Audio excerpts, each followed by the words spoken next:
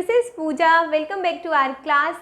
तो आज हम करने वाले हैं क्वेश्चन नंबर 3 फ्रॉम एक्सरसाइज 9.3 जो है बार ग्राफ के बारे में। सो देखते हैं स्टेटमेंट।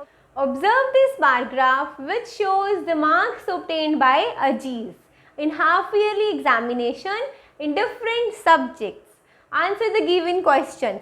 और उसके बाद कुछ क्वेश्चंस के आंसर देने हैं। तो सबसे पहले हमें इस बार ग्राफ में क्या इंफॉर्मेशन दी है। एक स्टूडेंट है अजीज़।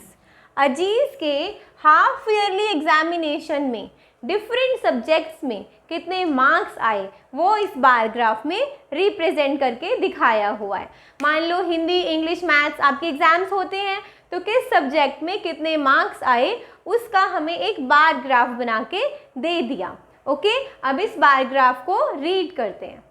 सो किसी भी बार ग्राफ को रीड करने से पहले हमें सबसे पहले क्या देखना होता है, उसका स्केल। उसका स्केल कितना है। यहाँ पर इस बार ग्राफ का स्केल दिया हुआ है 1 unit length is equals to 10 marks. 1 unit length, इतनी लेंथ का मतलब है 10 मार्क्स, मतलब 1 यूनिट लेंथ। अगर कोई बार, ये सब बार्स होते हैं, ओके, अगर कोई बार इस लेंथ का है तो उसका मतलब क्या होगा, 10 मार्क्स। ओके, तो इस तरीके से जो ये वर्टिकल लाइन दी है आपको, इसके ऊपर आपको ये मार्क्स दिए हुए हैं। मतलब ये जो नंबर्स है 10, 20, 30, 40, 50, 60, 70, 80 एंड 90, ये सारे नंबर्स मार्क्स को रिप्रेजेंट कर रहे हैं। यहाँ लिखा भी है मार्क्स, तो मतलब ये वर्टिकल लाइन मार्क्स को रिप्रेजेंट कर रही है। और ये है हमारी हॉरिजॉन्टल लाइन। इस हॉरिजॉन्टल लाइन में क्या दिया हुआ है, सब्जेक्ट्स।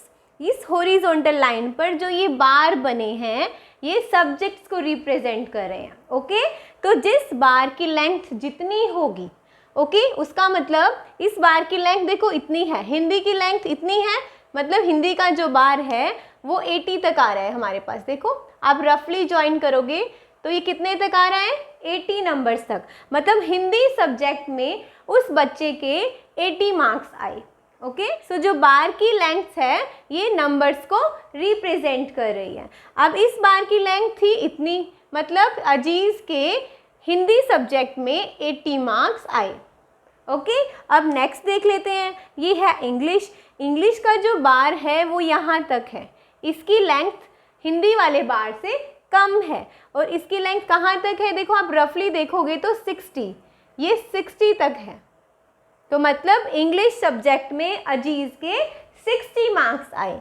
नेक्स्ट देख लेते हैं मैथमेटिक्स। मैथ्स में अजीज़ के कितने मार्क्स आए, इस बार की लेंथ इतनी है, इसको आप यहाँ नंबर्स के साथ ज्वाइन करो तो 70।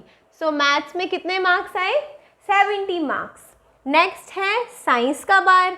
इसके बार की लेंथ है इतनी, देखो आप इसको, ये कहाँ जा रहा है, ये जा रहा है 50 तक।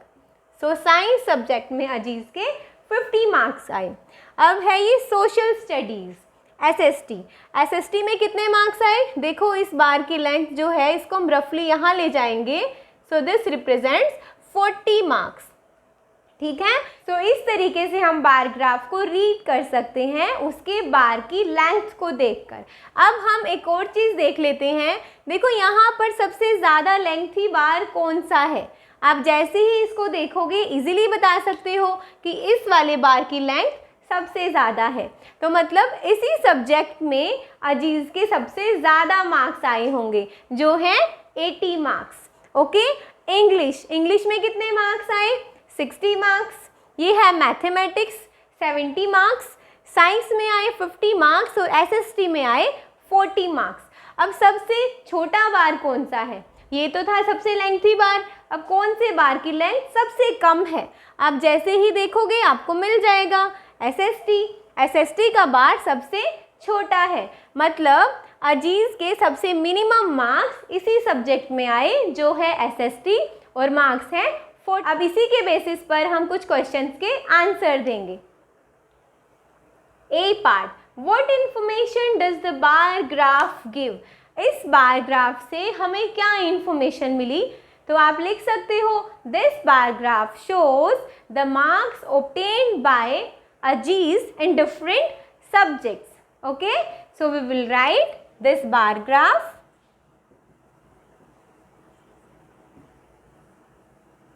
shows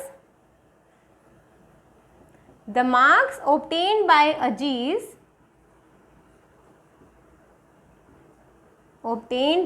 Ajeez in different subjects.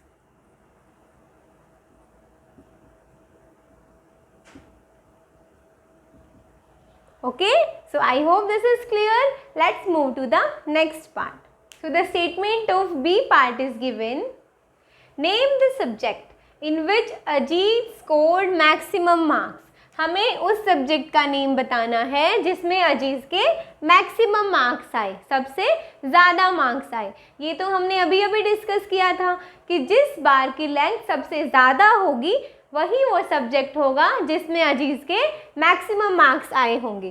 तो सबसे ज़्यादा लेंथी बार कौन सा था? ये वाला. और मार्क्स कितने आए थे? 80. लेकिन हमसे नेम द सब्जेक्ट पूछा है, name of the subject. So that is Hindi. So Hindi में अजीज़ के सबसे ज़्यादा मार्क्स आए. So you can write in Hindi Aziz got maximum marks. So let's move to the next part. So the statement of C part is given. Name the subject in which he has scored minimum marks. अब हमें वो वाला subject बताना है जिसमें अजीज़ के minimum marks आए. सो जिस बार की लेंथ सबसे कम होगी वही वो सब्जेक्ट होगा जिसमें अजीज़ के मिनिमम मार्क्स आए. सो सबसे छोटा बार कौन सा है? ये वाला.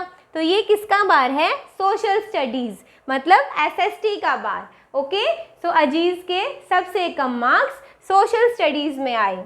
So answer to this question will be social studies. Okay, so this is done. Let's move to the next part. So the statement of D part is given. State the name of subjects and marks obtained in each of them. हमें बोला है कि state the name, her subject का name लिखो और उसमें कितने कितने मार्क्स आए उसके बारे में भी लिखो. तो हम यहाँ पर देखेंगे ग्राफ में हमें कौन कौन से सब्जेक्ट्स दिए हैं और किस में कितने कितने मार्क्स आए हैं. देखो हिंदी में कितने आए? 80 मार्क्स. लिख दो यहाँ पर Hindi 80 marks. Next subject is English 60 marks. In English, Ajeez got 60 marks. Next one is maths. Maths में आए 70 marks. So in mathematics, Ajeez got 70 marks.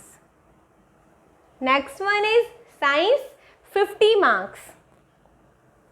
Science 50 marks. And the last one is SST, Social Studies 40 marks.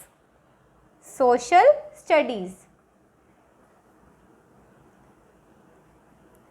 40 marks. So this is done. I hope it's clear and this was the last question of this exercise जो था bar graph के बारे में. Okay, so I hope आपको अच्छे से समझ आ गया होगा. अगर आपको कोई भी डाउट है तो कमेंट सेक्शन में कमेंट ज़रूर करें और अपकमिंग वीडियोस के लिए चैनल को सब्सक्राइब ज़रूर करें. Thank you so much. Bye bye.